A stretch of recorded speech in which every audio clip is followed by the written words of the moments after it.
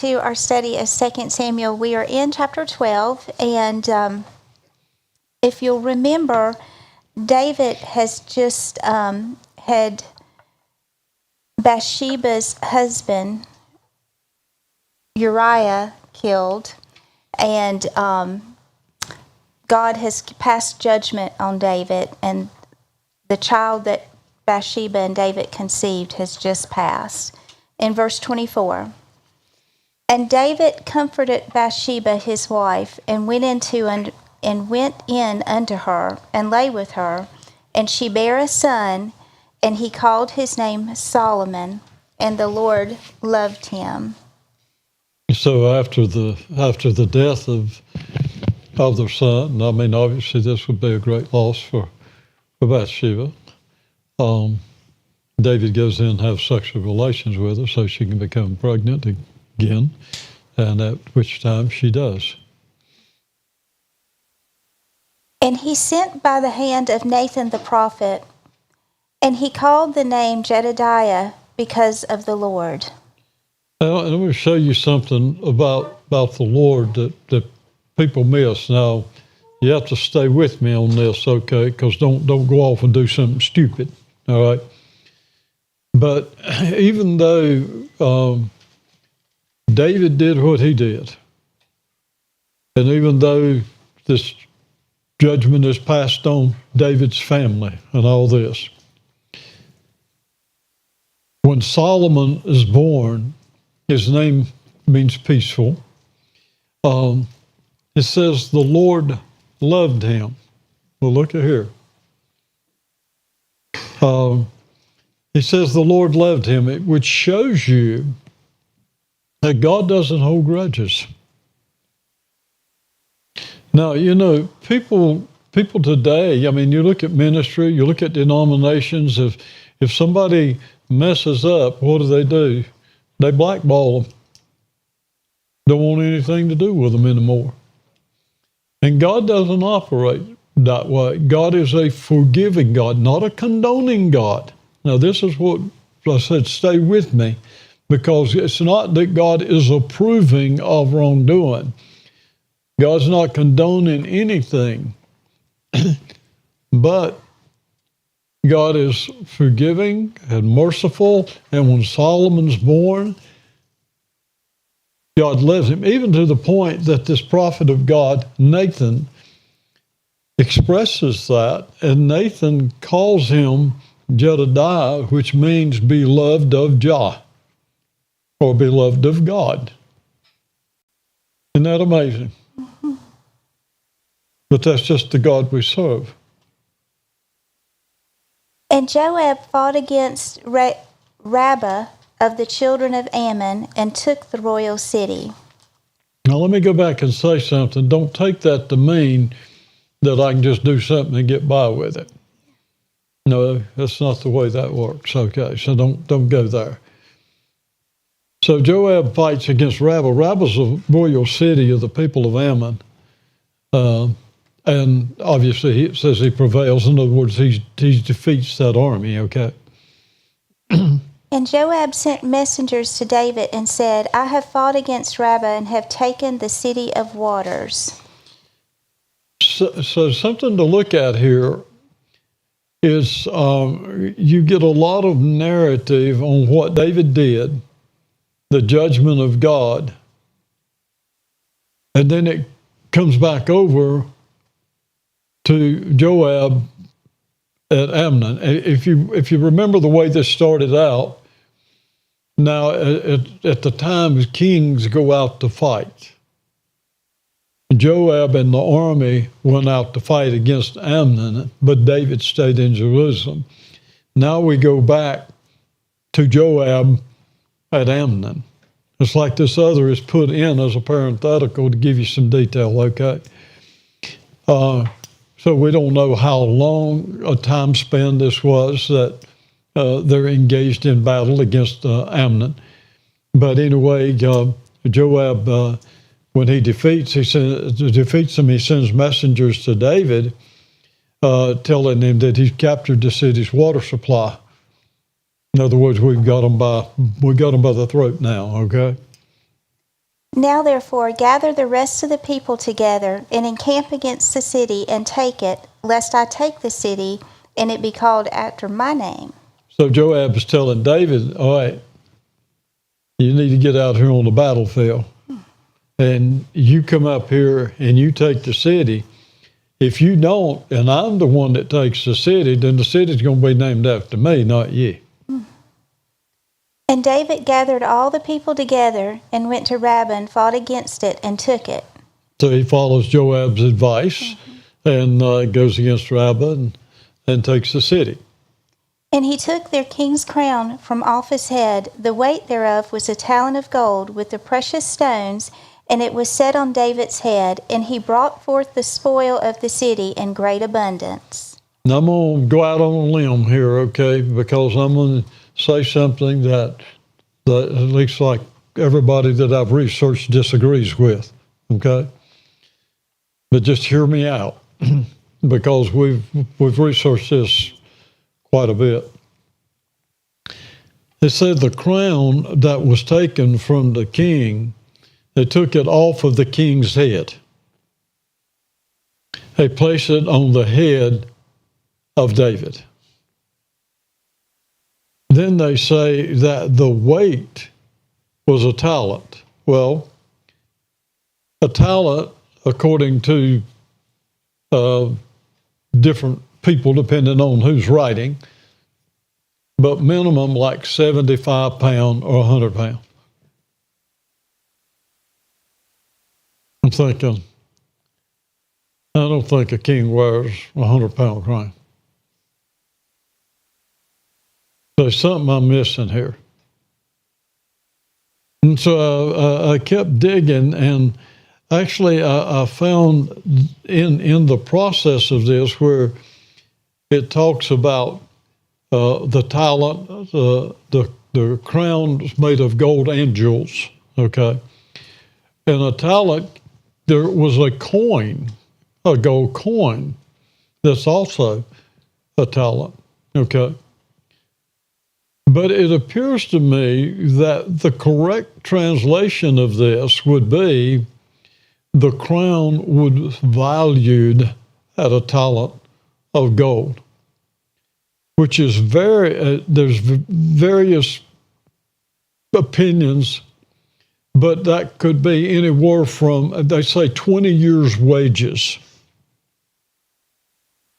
Think about the gold and the jewels in the crown, which would be valued at the speculation would be between $500,000 and $1 million for the crown.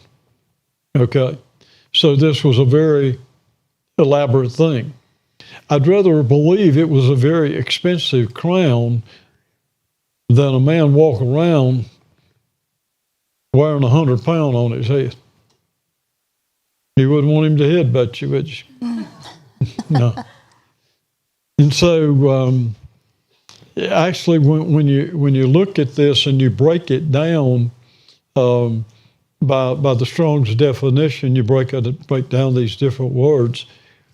I think that it would be more of value than of weight.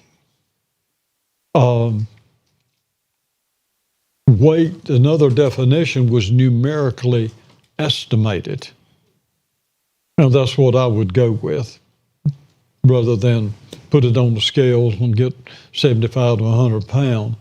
I would rather say evaluate it, and it would be worth a talent of gold. Okay? So that appears to me to be what's the message that's being conveyed. You with me? Mm-hmm.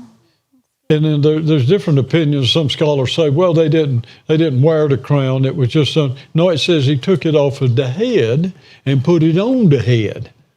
I think that's wearing it. Mm. You understand? So I think it's dealing with value. Verse 31. And he brought forth the people that were therein, and put them under saws, and under harrows of iron, and under axes of iron, and made them pass through the brick kiln. And thus did he unto all the cities of the children of Ammon. So David and all the people returned unto Jerusalem. So not only did David get the crown, but also they spoiled the city, which just simply means they plunder and they get all the good stuff. You understand? So going to war and defeating made the army that defeated the other army wealthy, because they would take the wealth away from the other army going into the cities and taking their wealth away. Now, if you look at this, the way Heather just read that, putting under, well, this sounds like torture. But in reality, what it's saying is that he made the people of Ammon common laborers, and they were brought to the brickworks where they worked with brick, and they did work with saws and picks and axes. Okay, that's what it means by putting under. It doesn't mean lay down and chop your head off, stuff like that, okay? And then, obviously, it says after they defeated Ammon, then David and the armies returned to Jerusalem. Chapter 13. And it came to pass after this that Absalom, the son of David, had a fair sister whose name was Tamar, and Amnon, the son of David, loved her. Before I go into this, let me tell you something about Scripture. People, a lot of people say, well, I want a word-for-word translation. Well, first off, there is no such thing as a word-for-word. Now, Romaine is a translator, and Romaine can tell you that you cannot translate word for word, can you? What you do is you convey the message that the person's saying, because there's certain words in one language that aren't in another language. And where you say one word, it may take several words to explain what that word is. You follow me? And so when we approach the Bible to study the Bible, I am looking for the message. What is the message that's being conveyed? That's why this thing saying a crown weighs 75, 100-pound man wearing it on his head, I'm thinking, I'm having a hard time with this. I mean, it's bad enough to carry 100 pounds, let alone wearing it on your head. And so there must be something else that's being spoken here.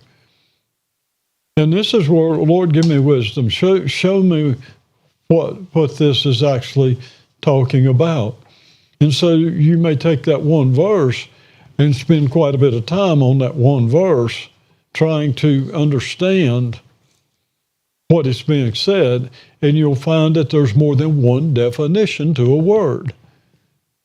And so you're looking at the context, and then you pick the definition that fits the context. You follow me?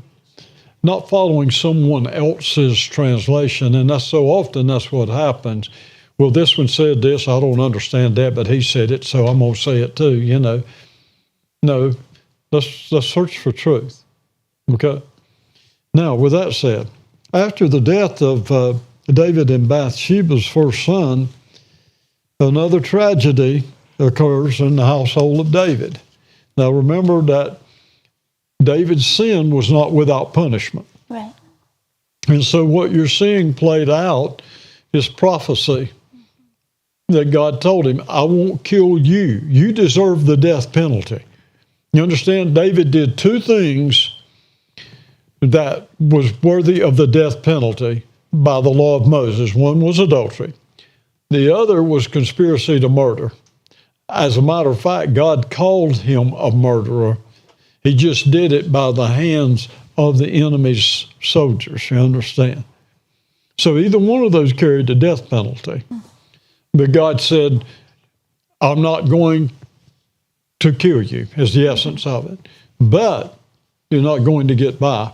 So the sword is not going to depart from your house. You're going to experience a lot of affliction in your own household because of what you've done. And so this is where this starts. So Absalom, who's the son of David, has a sister named Tamar. So that would mean Tamar's David's daughter, right? Yes. And Tamar's mother's name was Maacah. So Absalom and Tamar's mother was Maacah. That was one of the wives of David. Now, they have a half-brother. The half-brother is Amnon, and Amnon is the son of Ahinoam, another wife of David. Okay? And Amnon was so vexed that he fell sick for his sister Tamar, for she was a virgin, and Amnon thought it hard for him to do anything to her. So because of his strong desire, and I'm going to be very blunt and plain with you, I don't know why they want to dance around it and they want to call it love, but he has a sexual desire for his half-sister Tamar. And that desire is so strong that he actually, you heard a lovesick type thing. No, he's so distressed wanting to figure out a way to get her that it's making him sick. He's not eating. And you'll find that as we go along because it says he's thin. Okay. But Amnon had a friend whose name was Jonadab, the son of Shimeah, David's brother, and Jonadab was a very subtle man. So here Amnon he hadn't been able to figure out how he can have sex with his half-sister. You understand? So Jonadab, his cousin, David's nephew, it says he's a very wise man, but wise being very crafty. Mm-hmm. Ingenious, he can figure out how to get things done, okay? And so Jonadab questions him about his physical condition. You want to read that up ahead of you, I think. And he said unto him, Why art thou, being the king's son, lean from day to day? Wilt thou not tell me? And Amnon said unto him, I love Tamar, my brother Absalom's sister. So Jonadab is saying, what's wrong? You're the king's son. Why are you so, you're losing weight.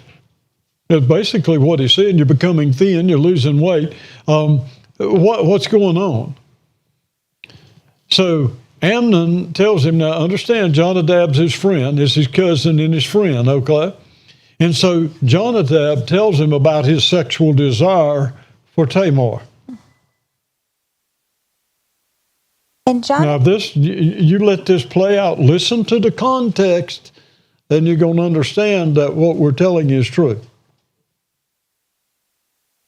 And Jonadab said unto him, Lay thee down on thy bed, and make thyself sick, and when thy father cometh to see thee, say unto him, I pray thee, let my sister Tamar come, and give me meat, and dress the meat in my sight, that I may see it and eat it at her hand.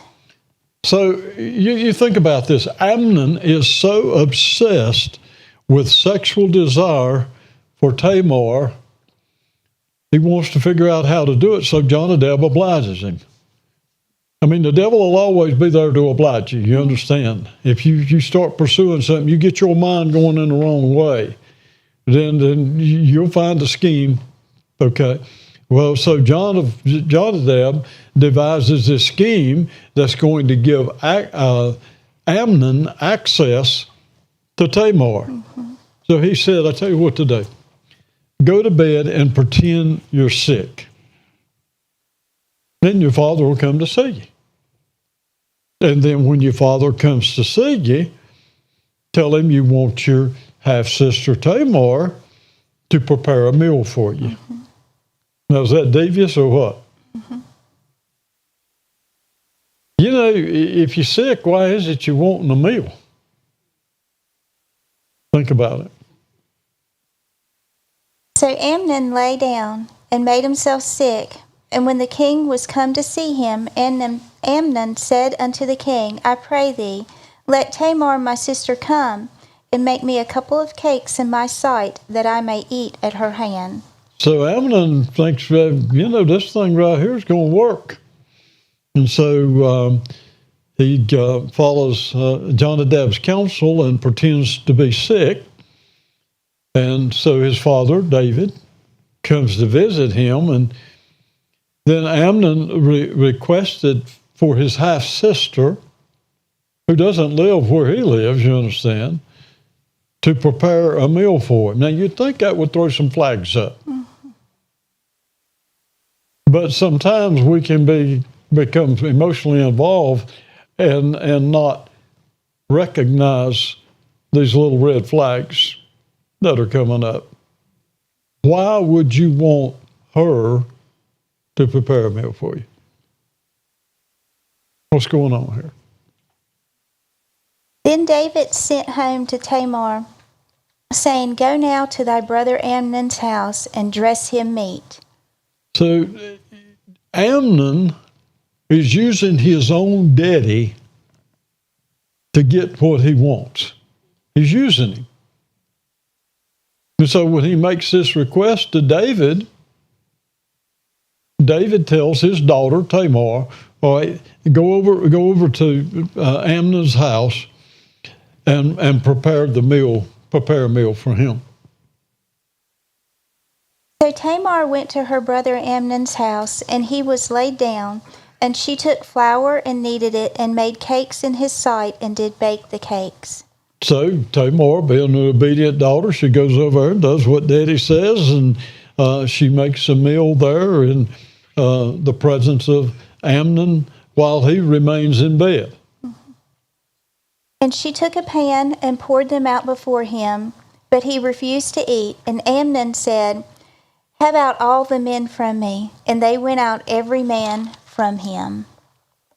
Pretty interesting, isn't it? Mm-hmm. So she has the meal prepared, and no, I'm not going to get everybody out of the house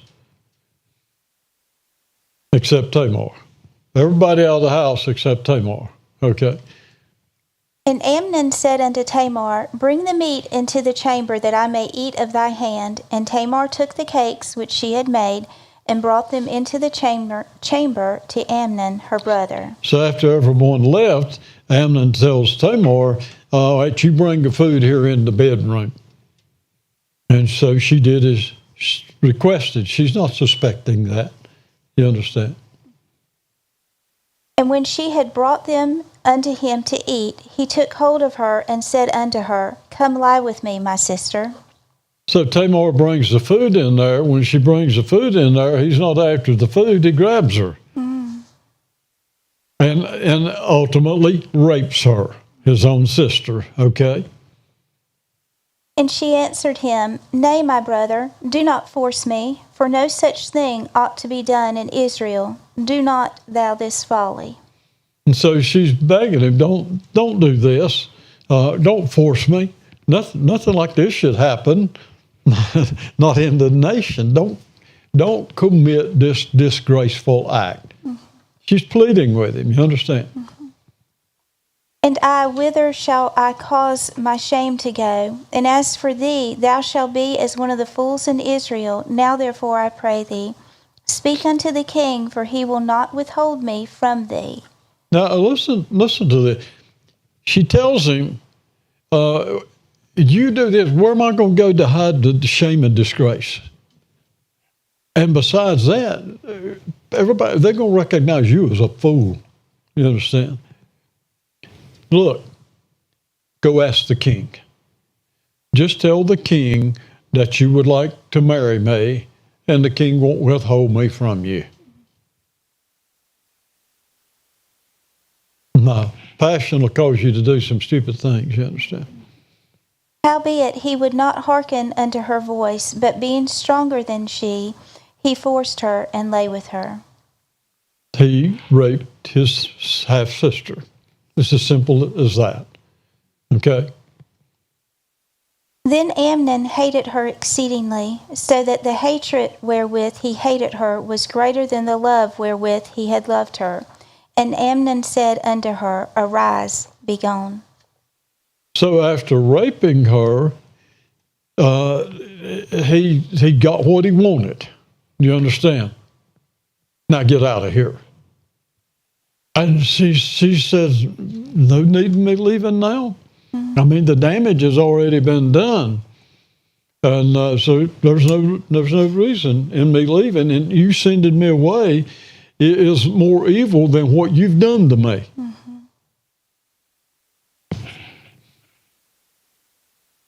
Verse 17. Then he called his servant that ministered unto him and said, Put now this woman out from me, and bolt the door after her. How about that? God's want to say, get this woman out of here and lock the door behind her. And she had a garment of divers colors upon her, for with such robes were the king's daughters that were virgins apparelled. Then his servants brought her out and bolted the door after her.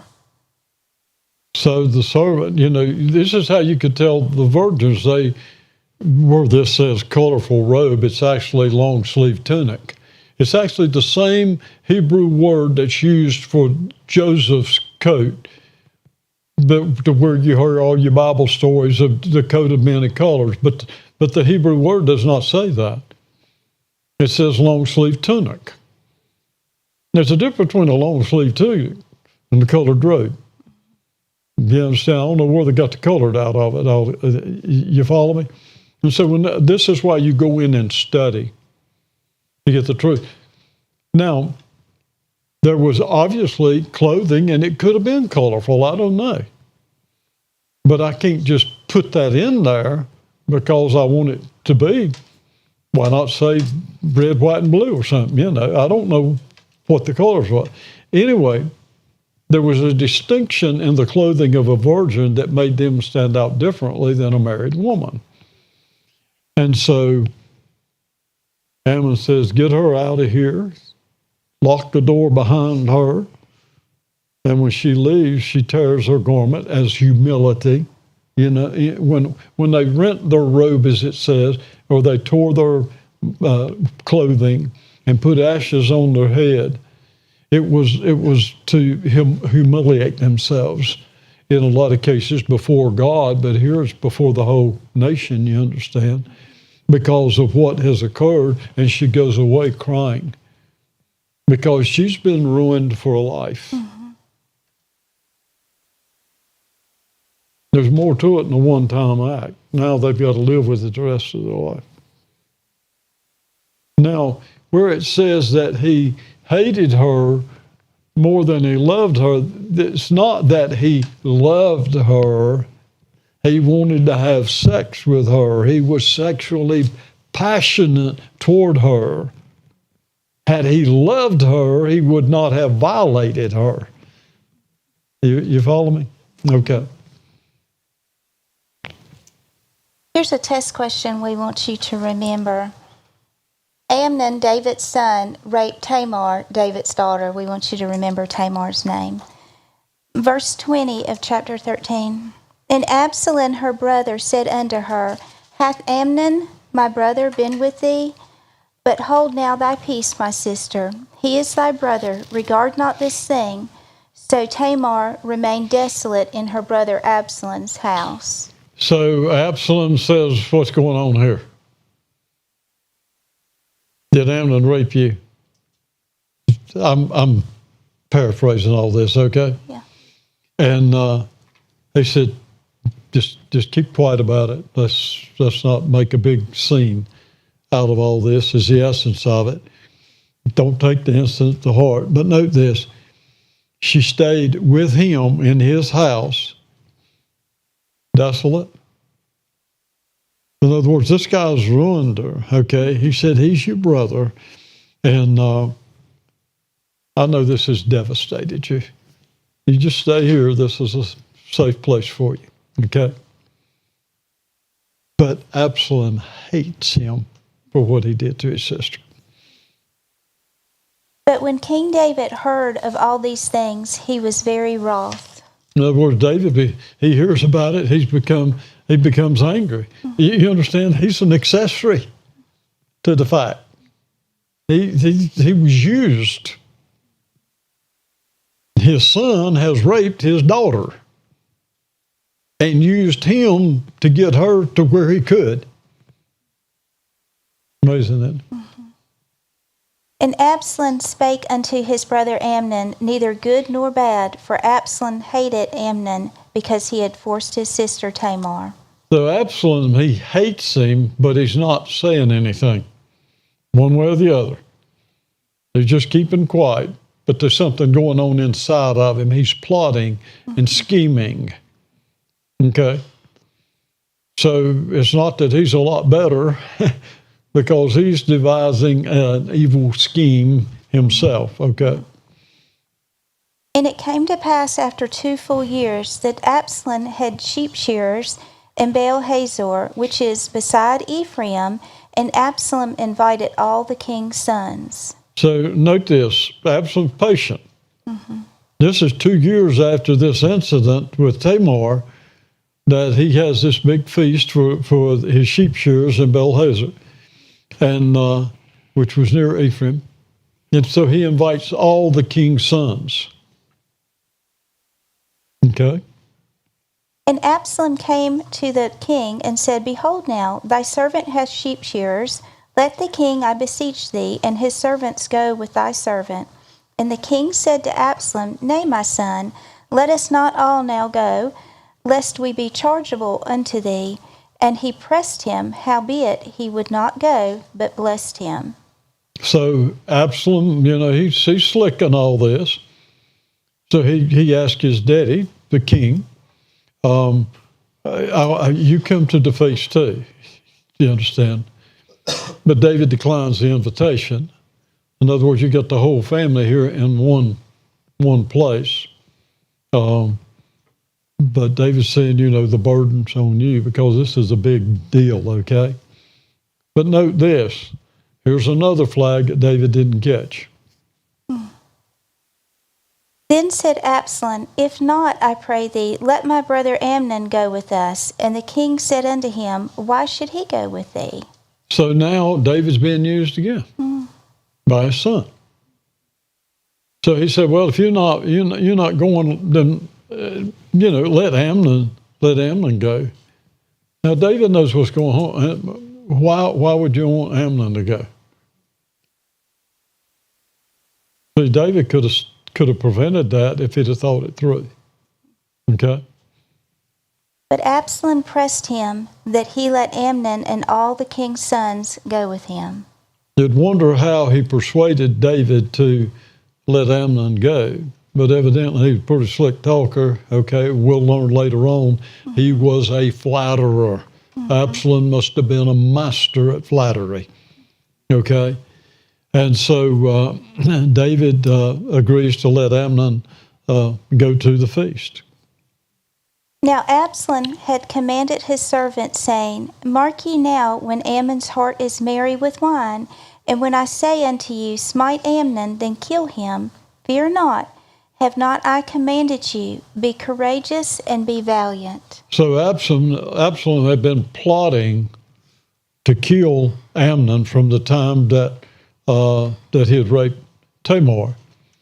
And so he instructed his servants, that could be, we don't get a lot of detail here, it could be those who surrounded him, it could be his slaves, it could be those in his household, it could be army or whatever, soldiers. But he plotted to kill Amnon, so he told them, now I want you to watch Amnon. And when he gets high or drunk, marry on wine. You understand? We don't say marry on wine. I say he's drunk, right? So when he gets drunk, in other words, when it starts affecting how he thinks, kill him.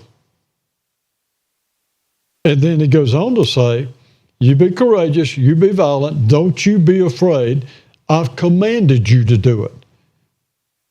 And so you're just following my command. And the servants of Absalom did unto Ammon as Absalom had commanded. Then all the king's sons arose, and every man got him up unto his mule and fled. So Absalom's servants did exactly what he told them to do, And they killed Amnon, and believe me, that the rest of the sons thought it was time to make an exit, quick. So they get on their mules and run away. Yeah. You with me? They don't know if he's going to kill them or not. And we want y'all to remember this. Who actually killed Amnon? Thank you. It was the servants of Absalom, not Absalom himself, but the servants of Absalom. So with that said,